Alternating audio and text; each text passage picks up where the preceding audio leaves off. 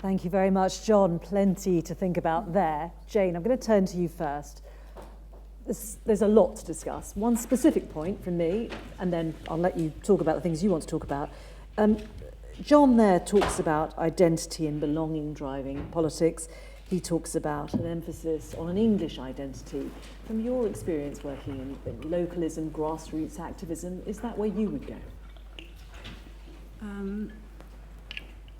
It's a very difficult question because it depends what you mean by Englishness, which, as Mike knows sitting here, is a very complicated question. So if I can just say a few points about John's presentation first, I think by the end of it I might have answered your question. Fair enough. It's very complicated. Because John was obviously a very powerful presentation, but highlighting the disconnection between the Labour Party and the people. And he calls in the talk for the party to reconnect with the people, to spread power, to organise, to rebuild the common life. But at the same time, the story he's telling is recognising that the history of the English people, if we can talk about such a thing, because it is very complicated, is about self-determination, and a sense in which there is a strand of English culture, and I'm not sure how dominant it is anymore, which is about people defending their way of life. It's quite an individualistic culture in a way, where people wanted to defend place, family, and the way of life, and they did that through inventing institutions. We have an incredibly rich tradition of inventing institutions to get things done. That's why people talk about us as a pragmatic, practical people. John mentioned Blatchford and his Clarion cycling clubs, which were phenomenally successful. And they were about people having fun cycling in the countryside, or the WI is an example, or the Boys Brigade. Or I grew up in the Methodist Church, which was about tea and cake and self-organisation around religion. This is the kind of history of Englishness that John's speaking to. But what's interesting for me is that that kind of tradition becomes politicised when the can-do hits an obstacle. So Tolpuddle Martyrs is a really interesting case. Tolpuddle, they were Methodist lay preachers, some of those leaders. They were trying to organise themselves to stop their wages going down in real terms because of the conditions of life as they found it. They were trying to protect their family. They swore oaths to form a union. And at the point at which they confronted the local magistrates, the landowners and the state, that institutional formation had to become politicised, and it did so in amazing ways with demonstrations in London, and that is the institutional tradition from which the Labour Party came. And if you think about the Labour Representation Committee that met in 1900 to start the Labour Party, 65 unions were in that meeting, 65 of them.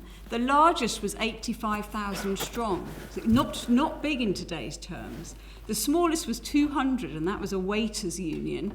And interestingly, the match workers from just down the road were there, and they only had 400 members at the time. So these were small, locally rooted institutions that were trying to find a political voice, and it was a federation of different interests around a common good. Just what John's talking about, that kind of institutionally rooted politics. And in the case of the Labour movement, things like Taff Vale were meaning that you got fined for going on strike. And the movement had to be politicised, but the politics came after the organisation. And this is the sort of tradition of reactionary radicalism. It's a reaction to something that happens to you that makes you political. It's a politics of conservatism with a small c.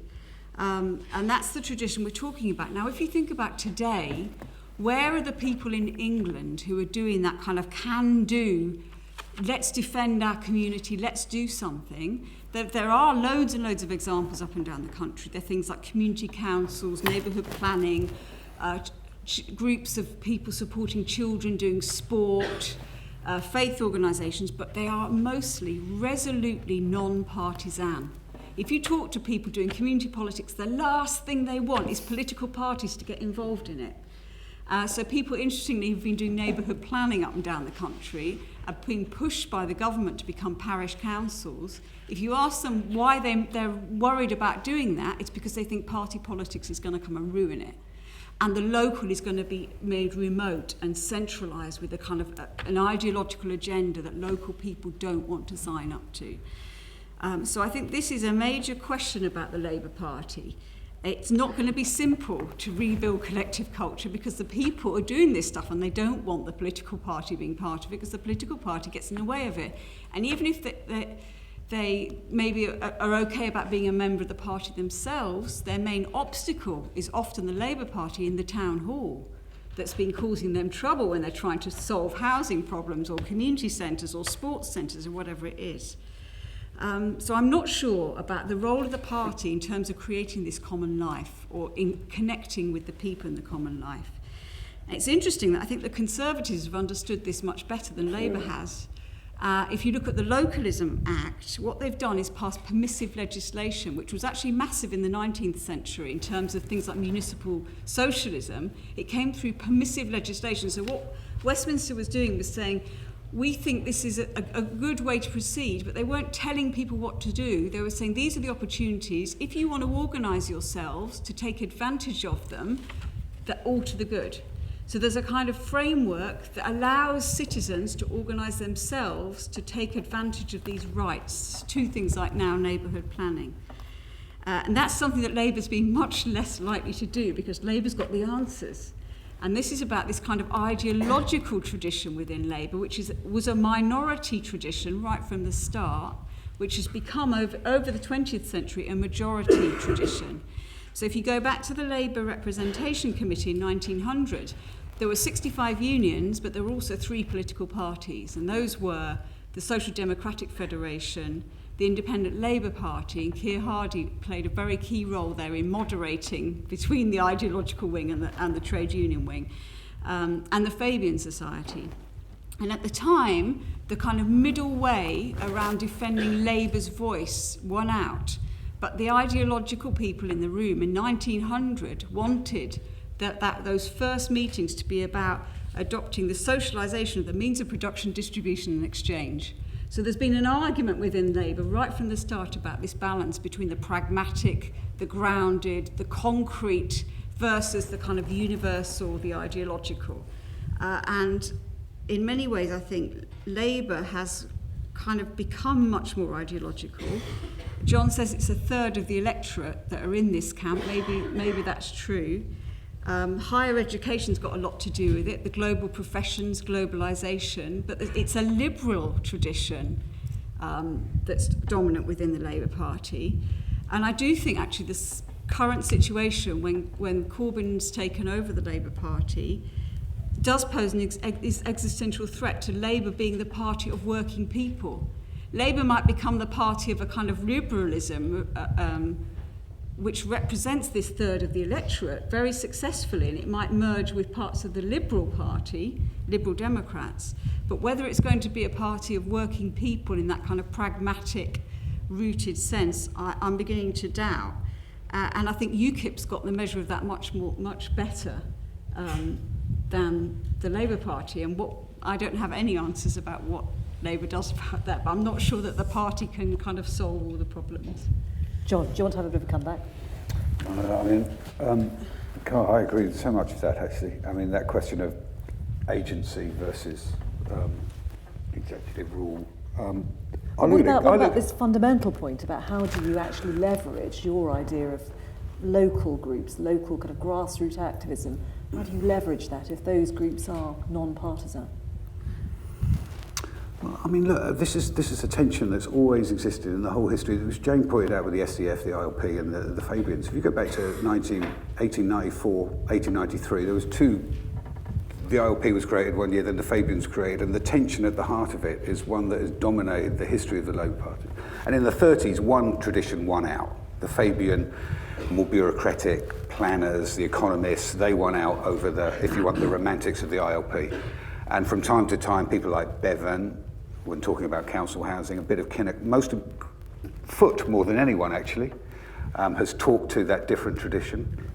Historically, Lansbury was its great bridge with Morris, but it's always been marginalised, exiled. Parts of the New Left thinking tried to, with its focus on industrial and economic democracy, tried to build on some of it, but it's something that has always been a marginal concern. And mostly as the economists, or the economistic traditions have won out. And they have a specific, usually that model of distributional justice is all about state capture and state administration from the centre.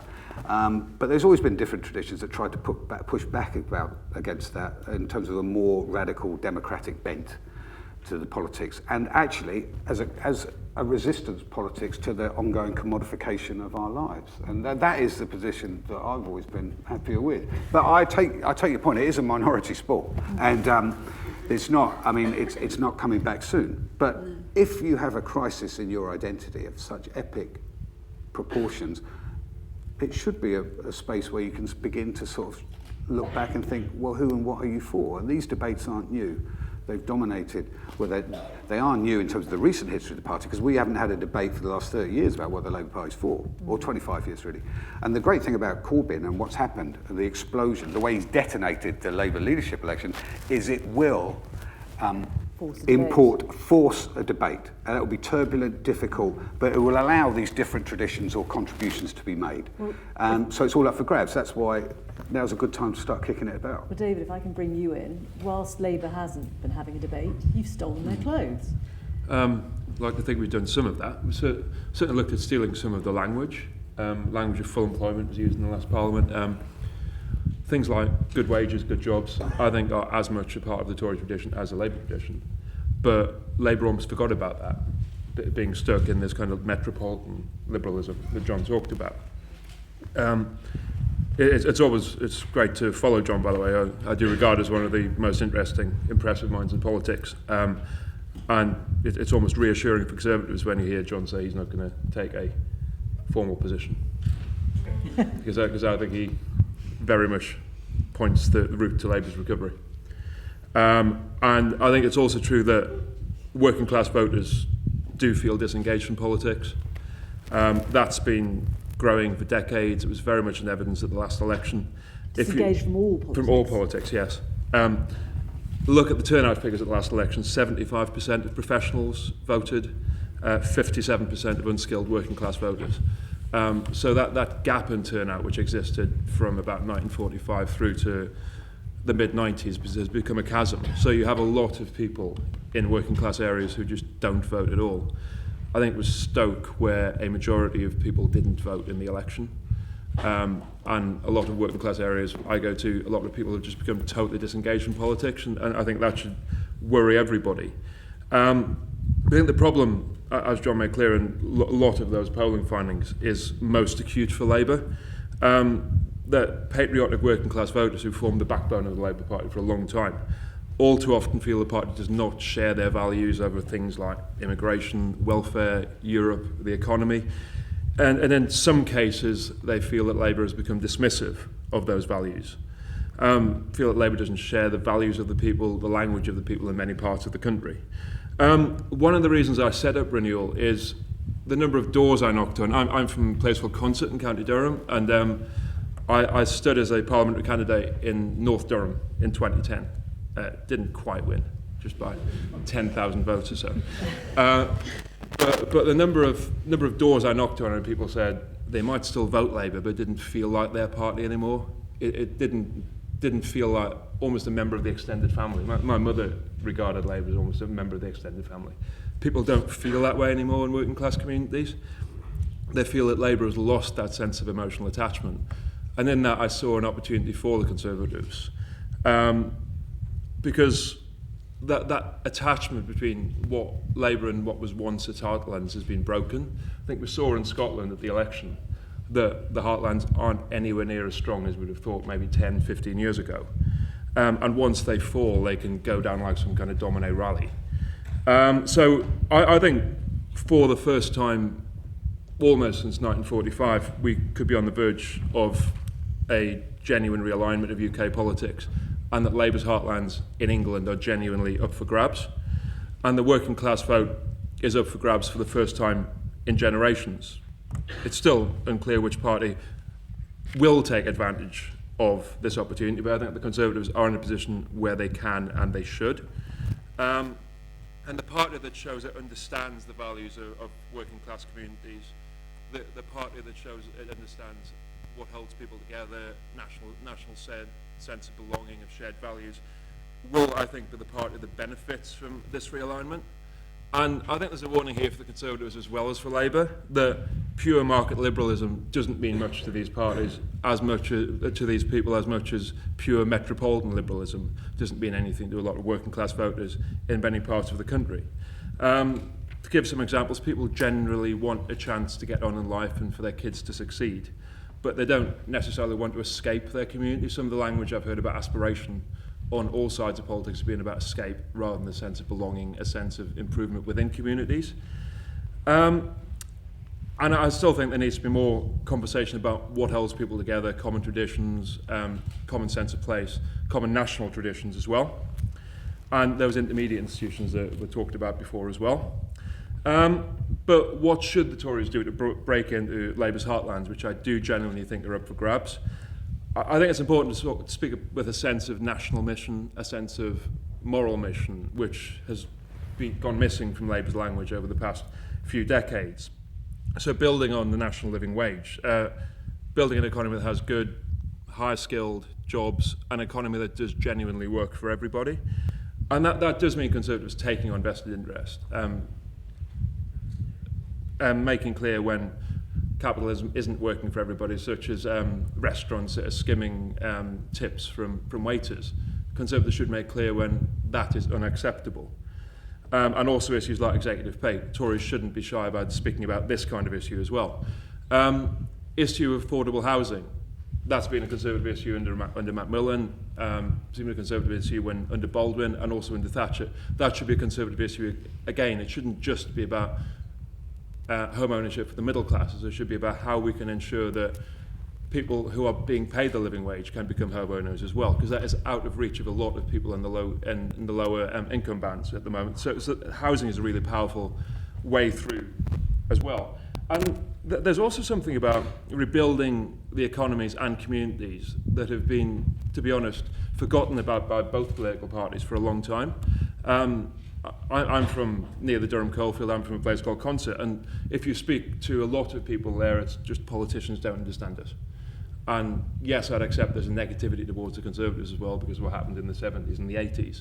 So the whole Northern Powerhouse agenda, the empowerment of local civic leadership, I think is really important, and I'd extend that to have the Conservatives talking about rebuilding the economies of the coalfield communities, ensuring there's a strong private sector-led economy there, rebuilding civic institutions there, which I think is a really important, speaking in positive terms about rebuilding parts of the country that have been suffering economically and socially for a long time, making sure that brain drain from some communities does stop, and you have decent housing, decent jobs, and decent sense of local spirit and community. And there's also talking about the language of tackling poverty, making sure poverty is tackled at its root causes, and empowering people. And Tories shouldn't be worried about getting involved in the debate about inequality, because if they want to grasp the education debate, the creation of jobs debate, both of which are important in tackling inequality, then I think the left has had little to say about both education and job creation over the past 10 or 15 years. So in all these areas, I think there's a real route in for the Tories to make real ground in Labour's heartlands where people have lost that emotional attachment to Labour and Labour have stopped talking the values of the people. But I do think it's important that the Conservatives do show they understand those communities that they're looking to push into and represent those communities. There aren't enough working class voices on the Conservative benches. There aren't enough regional accents on the Conservative benches. And I think more needs to be done to ensure that the Conservative benches, Parliament as a whole, becomes more representative of working class voices and working class communities. Jon, just briefly, there is an overlap there. You are fighting for the same. Well, there is, in the sense ideas. that if you look at across the right, I would suggest, and this is in North America as well, certain elements in the right's thinking have acknowledged the limitations of economic liberalism and have tried to return to questions of human well-being and fulfillment, self-realization, what is a good life to be lived. You look at David Brooks's recent book on the road to character, for example. There's this, even Bush's earlier speeches, he made a fantastic speech in Indianapolis in '99 called The Duty of Hope, which is, the language is something that I'd never seen appear on the right before. And it actually echoed some Bobby Kennedy's concerns, some Johnson's notions of the good society. All of this is in the domain of some thinking within the right rather than the left. And I don't see a lot of this debate occurring on the left. And I think there's a danger that there is an aching sense for something different. Obviously, Jeremy Corbyn's tapped into that. He comes from a specific tradition in Labour, which is different to mine, and he will come up with a diagnosis and prescription of what that is. But I would say what people are searching for is a sense of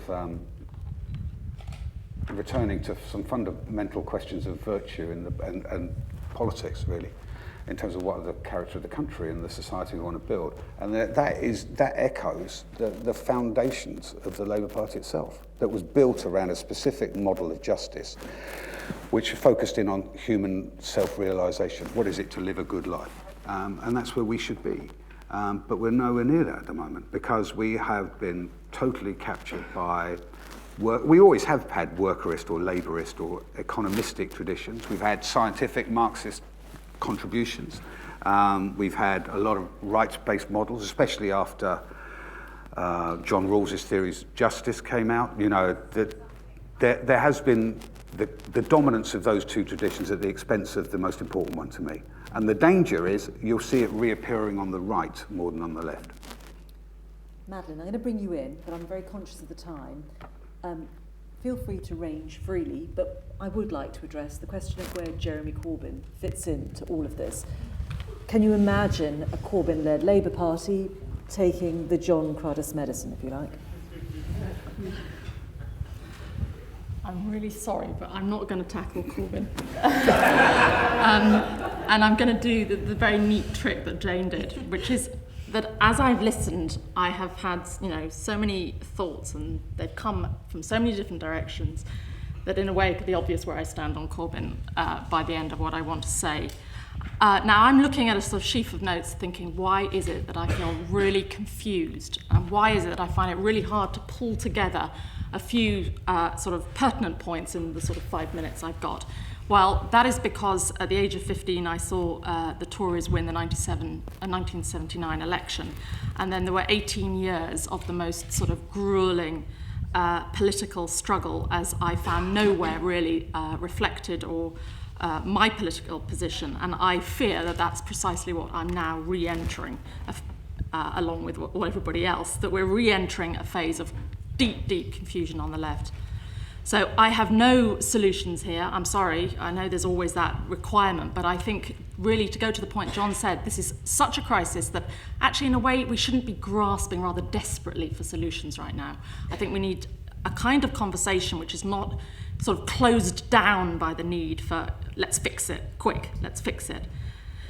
So what I want to pick up is a sort of strand that John was talking about that came up again in both Jane and David's comments.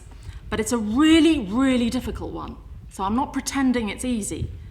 But what John ends up on is a profoundly religious, spiritual framework. What John is asking is, what is virtue?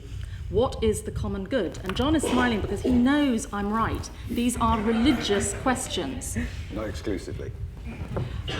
Not exclusively, but they have historically been interpreted for hundreds of years within religious frameworks. And I don't think it's a surprise either that Jane referred to her Methodist background and the fact that London Citizens is based on faith communities. So one of the problems we've got is it's not just the Labour Party that's collapsed. Christianity in this country is collapsing. So there are congregations, but they have declined dramatically. When in the early 1990s, John Smith arrived as leader of the Labour Party and thought, how do I put this party back together again in a way that it can win an election? One of the first things he turned to was his own Christianity. A deeply devout Church of Scotland, Christianity was absolutely crucial to John Smith.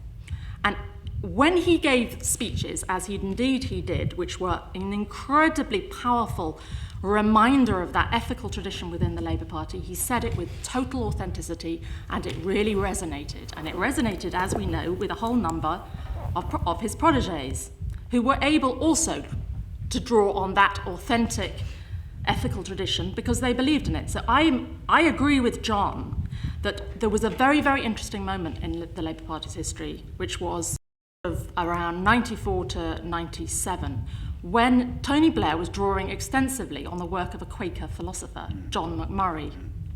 Now, for people who find too much theology problematic, well, Quaker John McMurray is not going to hit you with theology. So, we're not talking about everyone having to believe in sort of, the Trinity and hell and damnation. On the contrary, it's about a profound ethical framework. And that was absolutely crucial to Blair. So when we talk about, common good or William Morris, there is through it all a crucial part of what England has been about. And that is a really difficult thing for that part of the Labour Party, which is liberal and progressive, to deal with, which is that England's ethical tradition has been steeped in Christianity and the many dimensions of that, and that when Judaism became an accepted part of British society in the 19th century, Judaism became a very important part of that ethical tradition. And indeed, there have been other elements in it. But, what famously the Labour Party owed, Harold Wilson said it owed as much to Methodism as it did to Marxism. What has happened is that Methodism, as most of you will know, is in the most dramatic decline of almost any institution you can think about. So that the Methodists, to their great credit, 15 years ago when I was a religious affairs editor on The Guardian, they phoned me up and said, we think we'll be done by 2030, there'll be none of us left. Well, at least, what I thought was remarkable was that at least they were prepared to face it, whereas, other churches with equally dramatic declines have obviously found it rather more difficult to come to terms with. So, in a way, there's a tendency to sort of, why can't the Labour Party fix it? Well, it can't fix it because there are much, much greater, bigger questions about our own ethical traditions, our own sense of identity in terms of common values. I mean, God, we've been talking about common values for 20 years, but of course we haven't a clue what it really means. Absolutely not a clue. We've got nowhere on that. And what I find very interesting is that of some of the literature I've been reading recently, which is David Marquand's Mammon Kingdom and Tony Jutt's Ill Fares the Land, and Robert Skezelski's recent book, actually, is that they all end up with a sort of ethical challenge they can't themselves answer, which is perhaps religious believers can do this. But it's a very, very weak sort of bleat, because of course they know that actually, the churches are a bit of a busted flush too.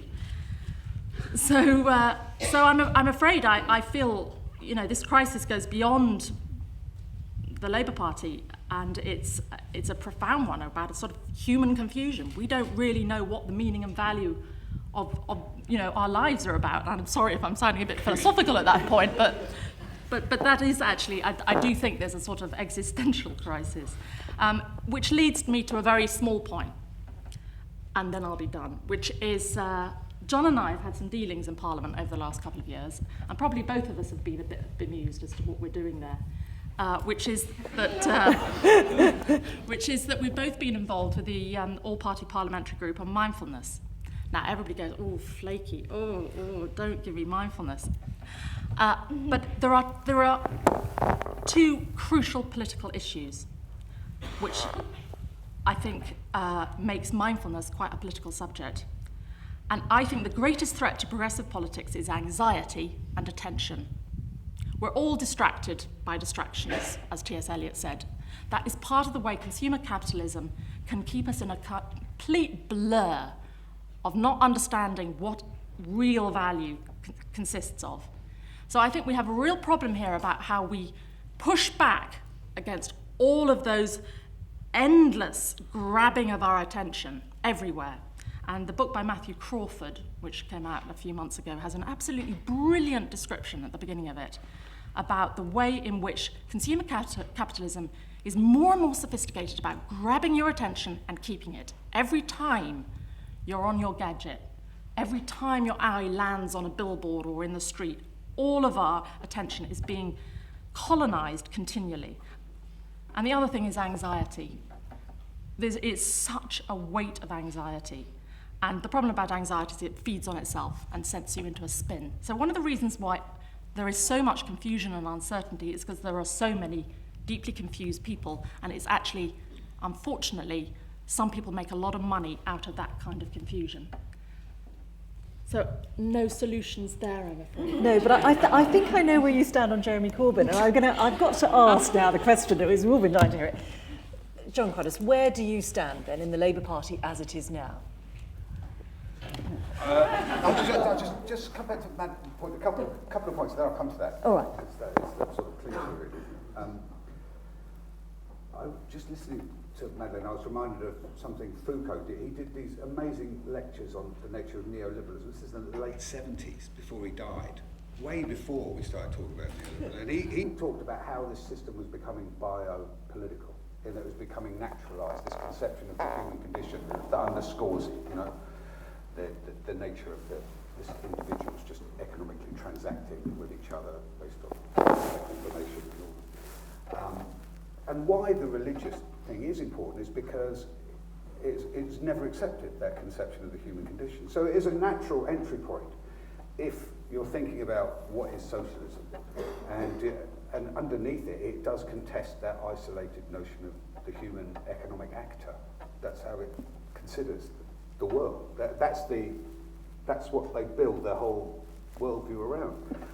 And if you accept that too much of New Labour was a capitulation to that by the end, the story is to try and dissect how that happened and reclaim a different sense of the individual and the community. And so therefore it's natural that they draw on specific religious traditions, and it's natural that you look at some of the interface between religion and radical socialist traditions. And the best example is Lansbury. I mean, the last time I was talking here was about George Lansbury, but he is my hero, by the way. And the reason why is because he saved the Labour Party at its moment of greatest crisis in 31 through his own personal character.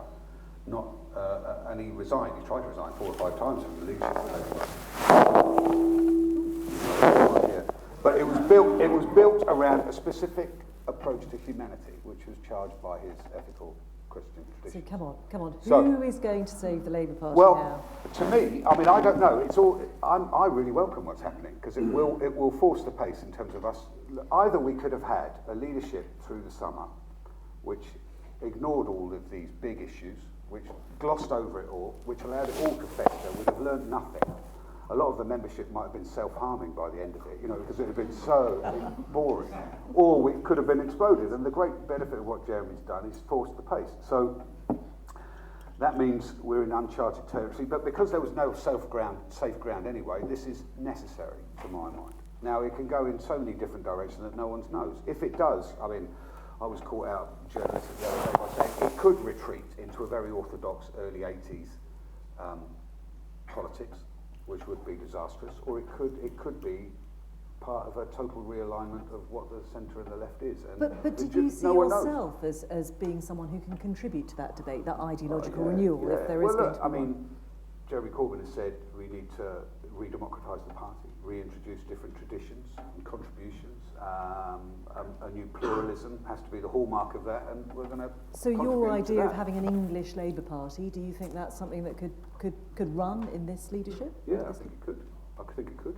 We'll see. I mean, we did a lot of work with a load of civic leaders and a lot of MPs. We wrote a letter to all the candidates during the election campaign around a more federal approach to the Labour Party to try and unpack some of the centrifugal forces at work around Westminster, to rebuild a sort of civic virtue within the party, and to have a sort of federal model which has an English, Welsh and Scottish Labour Party, and he was very responsive to it. So I think it could be, and colleagues like John Denham, who's here tonight, he's been doing a lot of work around this stuff, and I think there is a seam of work in and around Labour now that's not going to go away, which works alongside some of the work that Mike's done as well to try and think through some of the stuff. It's complicated because the whole history of Labour and patriotism is very uncomfortable, going back to the Second Boer War, you know, all through There Ain't No Black in the Union Jack. All of these debates are live ones, which make it a very uncomfortable conversation in and around Labour about the nature of English identity and the Labour Party. But it's one that is necessary.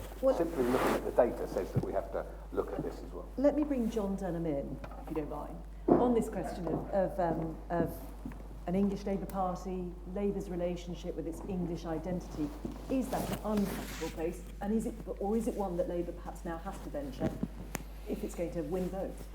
Well, I think thank you for bringing me in. I mean, I certainly think it's one that Labour has to embrace. The assumption 30 years ago was that under globalization we'd all become more international citizens and that our identities would shrink and fall away. Actually, the reverse has happened with globalization. Every single European country has issues with patriotism, so on. Now, the left engages in that, or a patriotism is shaped that isn't influenced by the left.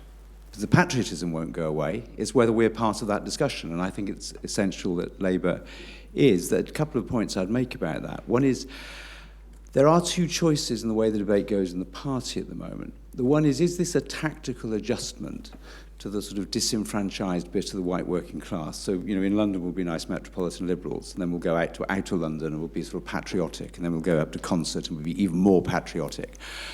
I don't think that will work. It seems to me the only way that you can tell a progressive patriotic story is a story about the nation as a whole. Cool Britannia, I think. And then it has, well, the problem with Cool Britannia was that it had no stories of where we came from, how we came to be together, so it fell apart. So you have to draw on your traditions, but those traditions have to be shared stories. They have to explain why we're a diverse country in the way that we are visibly and numerically at the moment, so that everybody has a part in that story. And Englishness, which is a story for the white working class, cannot work for England in the 21st century because it's not a patriotic and progressive story. The second thing is that there won't be, in my view, a monolithic Englishness which replaces all other identities. As far as I can see, our identities will remain multi-layered for a very long period of time. There's clearly a rising sense of Englishness, which has been tracked by many people, and Mike Kenny's written a huge amount about this. But people will have their local identity, maybe a regional identity, a national identity, an ethnic identity. So the Englishness that would be expressed by an English Labour Party has to be a story for the whole of England. It has to be inclusive, and it can't insist on a single English identity that everyone signs up to. That's lovely. I'm going to bring the audience in. Gentleman here in black. I don't know if you can pass the microphone along. And what I'll do is I'll take three, because we haven't got a huge amount of time. So gentleman here, gentleman up there in a blue shirt, and then we'll see. I just need to ask a couple of questions. It's Eddie Bone, campaign director for the Campaign for an English Parliament. We do actually know where Jeremy Corbyn actually sits on this matter, and it's really a question for Jon and then one for Jane. Jeremy Corbyn has actually ruled out an English Labour Party very clearly. He's ruled out an English manifesto, an English Parliament, and actually he doesn't even believe there is a collective voice. That's a direct quote from Jeremy for England. Do you think the time, Jon, has come for an independent English Labour Party? Actually, it's now actually we've got to move away from that. And the other question is for Jane. Jane, you said that English identity was a very complex issue. But under the 2011 census, 32 million people very simply put down that they were English only. And then actually the next stage was British English. So you're actually looking at 60 to 70% of the people of England simply expressing that. Because we had these conversations in 2010. Do you not just think the organisation you talk about should be an English Labour Party? Okay, and there was a gentleman up there. Say who you are. And my name's Federico, Labour Party member and Fabian member.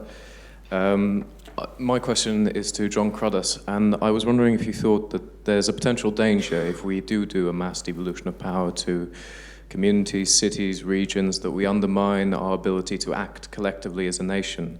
And that if we want to be a Labour Party which undertakes radical economic reform of our institutions, that could potentially undermine it. So we end up in a situation sort of like America, where there are patchworks and we can't act together as a nation to fundamentally change how our economy works. Should we go with those two? Jon, if you want to go first. We haven't got a lot of time. Well, I think all the evidence suggests that this is one of the most over-centralised countries on the planet, and therefore it needs to be getting the balance right. This is not an either-or thing. It's about creating a hybrid that works at a number of different levels. Rather than jumping to the question of English Parliament, I really welcome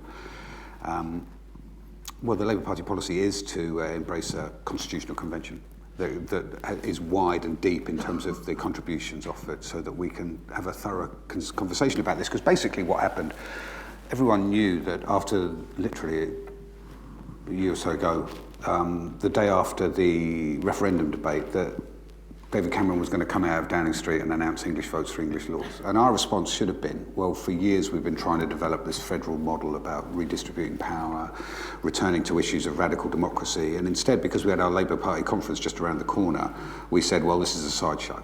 And we should really be talking about our cost of living plans and our plans to raise the minimum wage and the like. So we swerved around it, rather than say, look, this is a bit of a stitch-up within Westminster. We've been doing a lot of heavy lifting around this, and we want to take this much further down the road. So I favour the sort of convention route rather than jumping to the end game on all of this, especially around the parliament. Even with Jeremy's clear indication that actually is nothing. So what you've said today in your speech is actually going to go nowhere, because actually the party is completely separate from that. Would you support, if that was the case, an independent English Labour Party? No, because I mean, look, Labour is my team. I'm a Portsmouth fan. I'm a supporter of often lost causes, but you stick in through thin and thin. Do you think you don't walk away. I mean, look, the thing about Jeremy Corbyn is he says, look, we're going to redemocratise this party and we're going to tip over some tables, kick up a bit of dust, and we're going to have a proper conversation about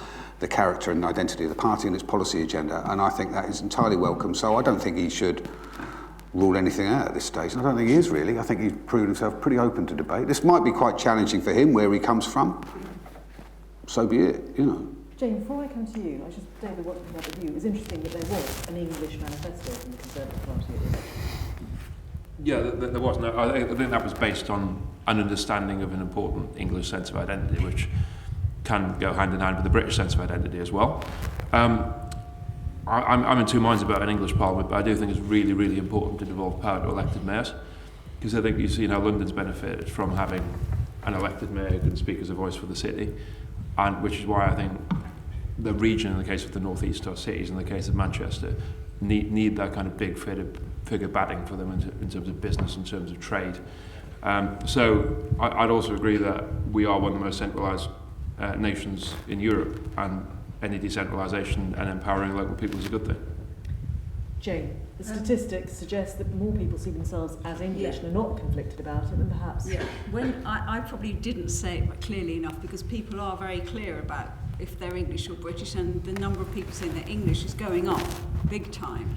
And I would describe myself as English because I've got long generations of English people on both sides of my family. So Englishness is an identity that people talk about. When I was saying it's complicated, it was really picking up on John's point, the fact that there isn't one story about an English people, and we've always been a nation of immigrants, and people have come here and made their home, partly through geography, through their belonging to a place and a community, and building those institutions I talked about. And that is what Englishness often really is in terms of a kind of history. And that's what's complicated, though, because people came at different times and they've located in different places. So if you're a northerner or a southerner, my family's split between the two, that makes a massive difference. And it's also complicated because people have gone to Australia, £5 POMs, and then the Commonwealth served in the war. And so it's not a simple story, is what I meant by that. And on devolution, we are really in need of greater devolution. For more creativity, solutions to problems require local people getting together and being part of conversations to make change. My worry about the city deals and the Northern Powerhouse is that it's relocating power within the state. It's like one arm of the state giving power to another arm of the state, and it's not necessarily trickling down. So in Manchester, for instance, it's not the case that there's huge amounts of civic citizen engagement going on there. So is it necessarily the case that one elite redistributes power from Westminster to another elite in Manchester city centre somewhere, leaving the people out of the story? So I think there's a more complicated thing to be done with devolution. Now, if we were on the radio, I would have crashed the pips. I'd be talking all over the newsreader now. Can I take one more question, because we haven't had many up? So I'm going to take two, and then we'll quickly answer them, and then we can all go and have a drink. Okay, I'm going to go for the gentleman right at the back there, and a gentleman at the front here. There's a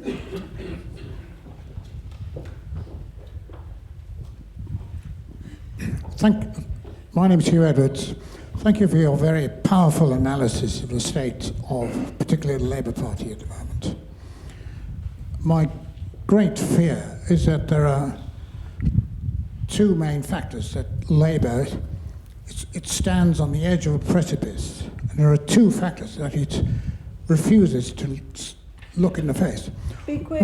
One is that in the last 20 years, the number of political parties that have collapsed in Europe, parties that were once very powerful, like Forza Italia, is now down to 12% in the polls. And, you know, the political support is much more volatile today. And it could happen with Labour. And it just, you know, once Labour support gets below 25%, parliamentary seats will start falling like ninepins. And the other point that's happened in the Labour Party is while the unions have become less powerful in the wider community, in the Labour Party, they are far more powerful. And the unions today are, many of them are on the far left. They don't even support the Labour Party because, you know, 6 unions have disaffiliated from the Labour Party. And without the union support, Jeremy and their finance and the way they pushed the organisation, Jeremy Corbyn would not be leader today. All so right. Jeremy Corbyn is the Take leader. another question here because we are really out of time now. Yes. Dr. Andy Mycock, I'm the convener of the Political Studies Association Britishness Group. I'm interested about this focus about history, and both in terms of the party, an English Labour Party narrative, and in an English national story. And I'm just wondering to what extent you might be investing too much in the mercurial powers of history to resonate with the electorate. And I think looking at the Scottish National Party, you might learn a lesson. The Scottish National Party's own past is one that they avoid engaging with because of the fact that it compromises their wholly civic nationalist narrative. And in the same point that they've avoided going back and looking at the Scottish national story too deeply because it is an Anglo-British national story, and it's not one that particularly projects a positive view of Scotland. And indeed, it's their focus on the contemporary and the future that seems to be engaging with the electorate. So I just wonder whether the panel would like to give some thoughts on, well, what would be achieved through this exploration of both the Labour's English past and the country, the English nation's past. Madeline, I'm going to ask you about that first because you talked about the Christian socialist past. Well, I think it's an interesting assumption you're making that history hasn't had a role in Scottish nationalism, actually. I'm saying electoral politics. Yeah, but it's definitely, you know, really present in the debate and understanding that they have been a nation for a long time, that they've been deprived of full nation status. So actually history, I think, has been really mobilising in the debate. So I think history is immensely powerful.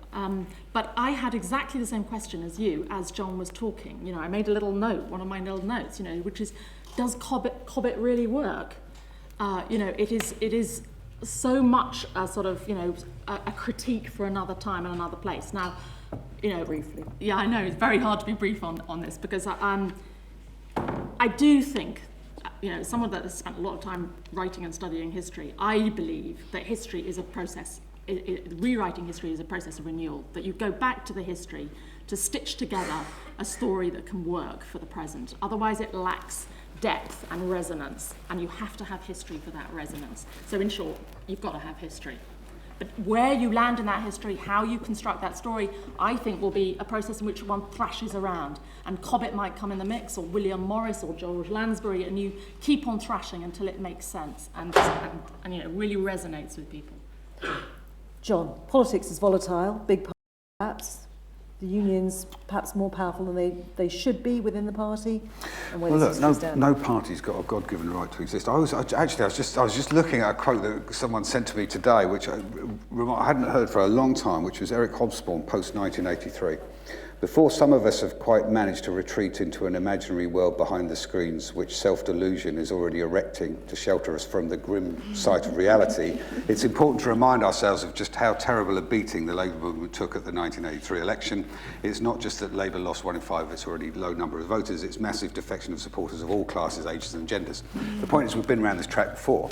But it's incumbent on all of us to run towards the defeat rather than run away from it. And that is really uncomfortable, because any cursory look across Europe, there's the traditional social democratic parties have collapsed and died. They literally disappeared in matters of years. So, you know, the stakes could not be higher in all this. That's why history is significant in terms of trying to dissect the origins of our present crisis and trying to, you know, especially, and it also accounts for, as Chesterton used to say, the democracy of the dead. You know, there is incumbent on you to respect the contributions of people who went before, who have tried to navigate through these cross currents and the difficulties of it, especially when the toxicity of Labour is partly because no one knows what it stands for. And if you don't know what it stands for, you have to realise why different traditions have been parked, exiled, removed from the Labour story. And that is an exercise in analysing the tributaries towards the present crisis, and that is found through an understanding of history.